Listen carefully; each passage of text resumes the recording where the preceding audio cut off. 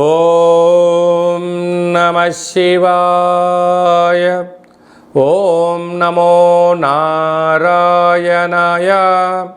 కర్మ నివారణ నరదృష్టి నివారణ కాళభైరవాయ నమో నమః. ఓం దిగంబరాయ విద్మహే అశ్వవాహనాయ ధీమహి తన్నో శ్రీ ఉన్మత్త కాళభైరవ శ్రీ వారాహి శక్తి దేవ్యై నమోస్తుతే. హరి ఓం. మా ఛానల్కి స్వాగతం. చూస్తున్న వీక్షకులకు ప్రేక్షకులకు ప్రియ కాళభైరవ భగవద్బంధులకి స్వాగతం పలుకుతూ మమ్మల్ని ఎంతగానో ఆదరిస్తూ ఉండబడినటువంటి ప్రియ సోదర సోదరీమణులకు స్వాగతం పలుకుతూ అందరిపైనను శ్రీ ఉన్మత్త కాళభైరవ స్వామికి ఆశీస్సులను కోరుకుంటూ ఎవరి గృహంలో కూడా కలతలు లేకుండా అష్ట కష్టాలు లేకుండా అష్ట ఐశ్వర్య ప్రాప్తిని కలిగించాలని కోరుకుంటూ వారు విద్యార్థులైతే విద్యార్థులు విద్య, ఉద్యోగస్తులైతే ధనము, వ్యాపారస్తులైతే వ్యాపార ఆకర్షణ కలిగి అన్నింటా విజయం సాధించాలని ప్రార్థన చేస్తూ కాళభైరవ స్వామి వారిని ఆశీర్వదించమని మనసారా కోరుకుందాం.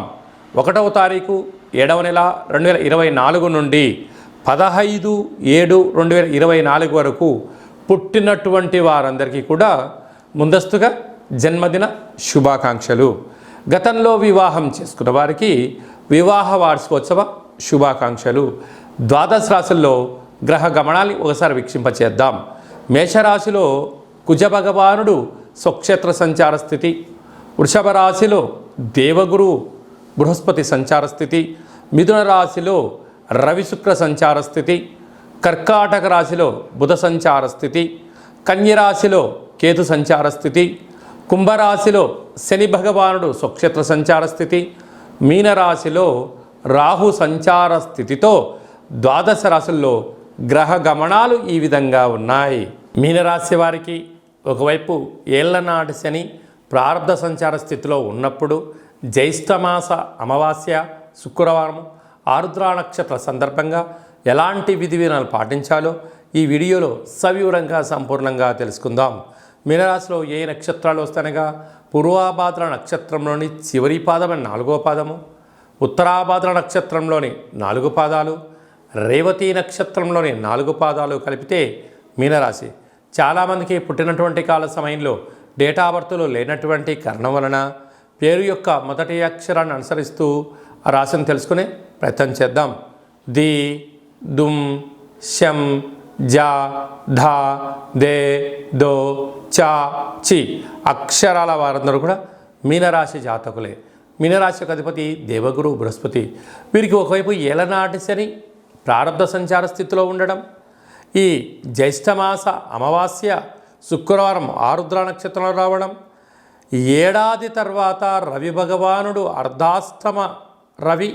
అర్ధాష్టమ శుక్ర సంచార స్థితి ఉండడం, రాశిలోనే రాహు సంచారం చేసినప్పుడు అనేక రకాలమైన కష్టపడి పనిచేయడం మీ వంతు, ఫలితాలను, ఆనందాన్ని, ఆరోగ్యాన్ని, ధనాన్ని అనుభవించడము పక్కవారి వంతు అని చెప్పి మీరు గమనించగలగాలి. ఇలాంటి కాల సమయంలో ఓపిక, పట్టుదల చాలా అవసరం అని చెప్పి మీరు గుర్తుపెట్టుకోగలగాలి.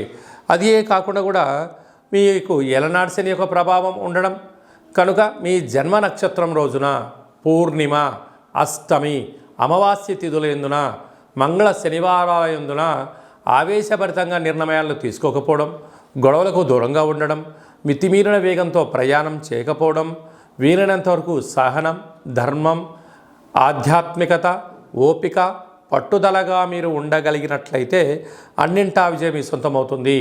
కనుక విశ్వసహస్రనామ పారాయణం కానీ, శివుడికి రుద్రాభిషేకం కానీ, కాలాన్ని శాసింపజేసే శక్తి కాళభైరవుడికి ఉంటుంది కనుక కాళభైరవ స్వామి యొక్క దీపము, కూష్మాండ దీపము, సౌభాగ్యముడుపు, కాళభైరవాష్టకాన్ని వినడం, కాళభైరవ స్మరణను రాయడం, పక్షులకు ఆహారాన్ని వేయడం, గోవులకు గడ్డిని ఏర్పాటు చేయడం, దాన ధర్మం వలన, ఆధ్యాత్మిక చింతన వలన 90% ప్రమాదాలను నివారించవచ్చు అని చెప్పి గమనించగలగాలి. రాశిలోనే రాహు ఉండడం వలన శత్రుబాధలు అధికంగా ఉండడం, 2వ స్థానంలో కుజుడు ఉండడం వలన కుజదోష ప్రభావం కారణం వలన ధనపరమైన చిక్కులు పొంచి ఉన్నాయి.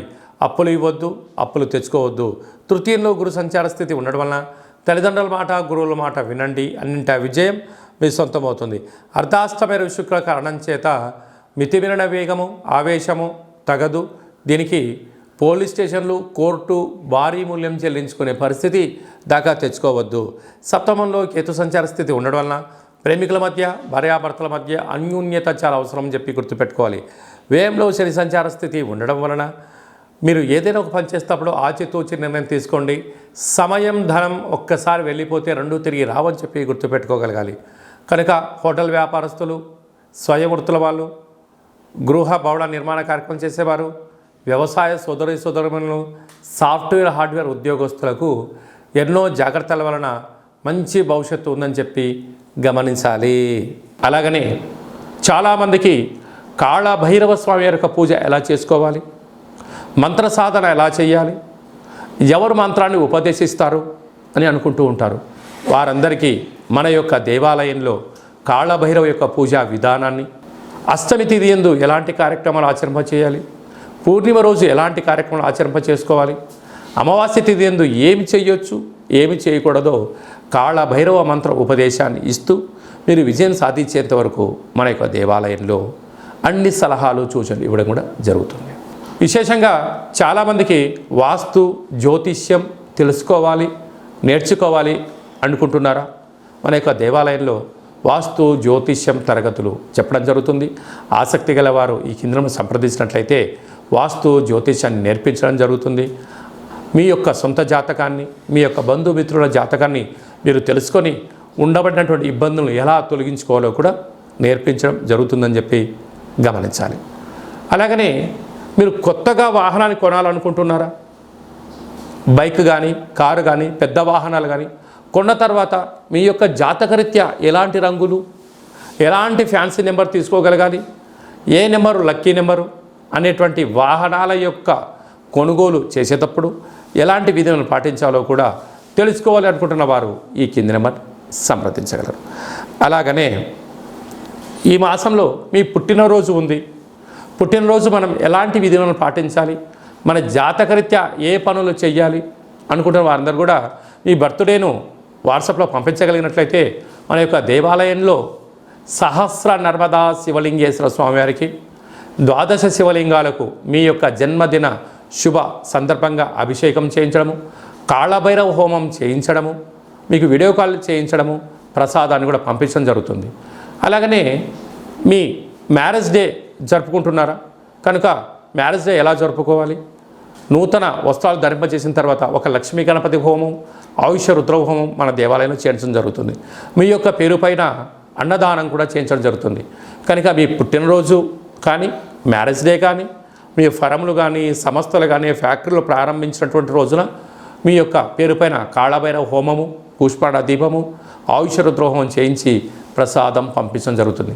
కనుక ఆసక్తి గలవారు ఈ కింద సంప్రదించి అపాయింట్మెంట్ తీసుకొని సంప్రదించగలరు. అందరికీ శుభం, జయం, లాభం కలగాలని కోరుకుంటూ ఆశీర్వచనం.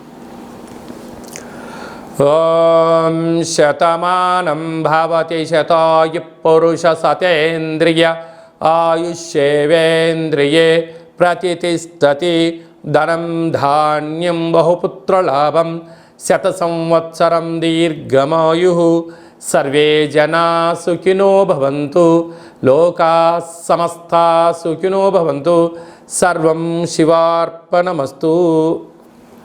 ఈ వీడియో మీకు నచ్చినట్టయితే లైక్ చేయండి, షేర్ చేయండి, మా ఛానల్ని సబ్స్క్రైబ్ చేసుకోండి. మేము చేస్తున్న ఆధ్యాత్మికమైన వీడియోలు అందరికన్నా ముందు మీరు చూడాలి అనుకుంటున్నట్టయితే గంట సింబల్ ప్రెస్ చేయండి, పైన ఆల్ అనే బటన్ కూడా తెలియచేయండి.